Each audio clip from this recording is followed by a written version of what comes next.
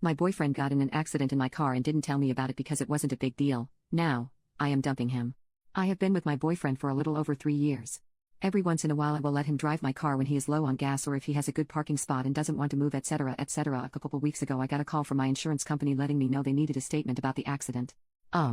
What? After a solid 45 minutes of adamantly proclaiming this lady was full of poop and that there was no accident, the insurance rep said, well, we have a report that boyfriend's name was in an accident in blah blah parking lot on this date, claiming he was driving his girlfriend's car. Oh. I called my boyfriend. He denies up and down that there was no accident.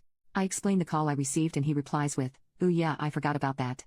Apparently he had been dodging calls for over a month and did not tell me any of this was going on. There was no damage to my car, so there was no reason for me to think anything had happened.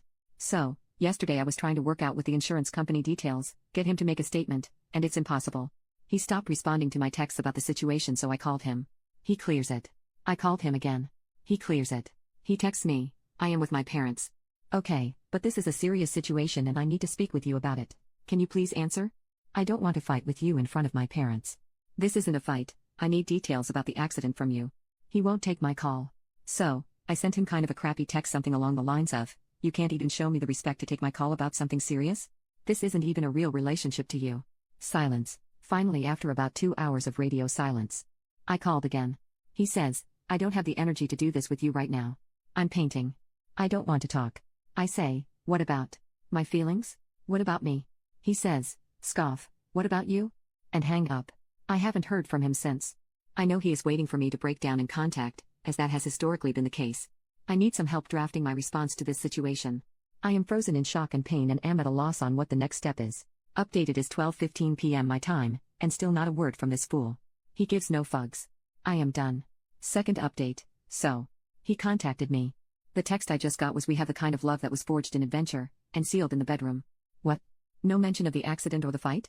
How do I even respond to this?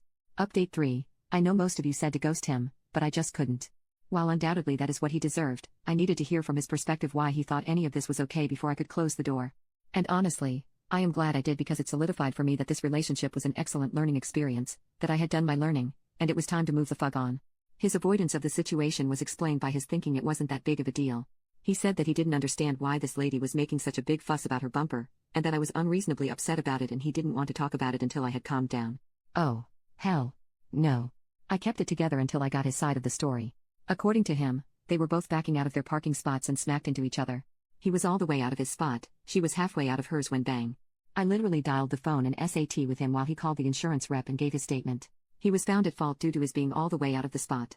I am not 100% sure what this means for me, my policy, or my pocket yet. As far as the relationship, done. When he came over to talk, I had all his things packed up. I tried to explain how hurt and disappointed I was about his actions, and told that I could no longer trust him because of how terribly he handled this situation. He said, I poop you not, oh, please. You just set a fire and expected me to come to your rescue and put it out, and when I didn't, you threw a fit. I'm sorry. I just didn't have the energy to put out your fire. This is your goddamn fire set by your crappy actions and fueled by your avoidance. I burst into tears, handed him his bag, and said I needed him to leave. Now. I told him anything of mine left at his place he can throw away, or leave there until his next victim or mother comes and cleans it for him. Speaking of his mother, I did listen to you and craft a very detailed email to her with him CC'd. I explained what happened, and then asked her for his driver's license number and policy name and ID number just in case it's needed. Her response was, I am very sorry that you are having to deal with all this, but I don't see how this is our problem if it was your car. I feel like this whole family are a bunch of lizard people sent to Earth to make me question my reality. Anyway, single at 32 again. Woot. I am sad as fug, but trying to focus on the plus side, as someone said, cutting a bunch of dead-ass weight. Thanks again for all the love and laughs. Oh, and yes, once it is determined how much this is going to affect my rates and my pocket, I will be taking his cartoon quoting ass to small claims court. I have already spoken to my attorney about it. Much love, Pixie.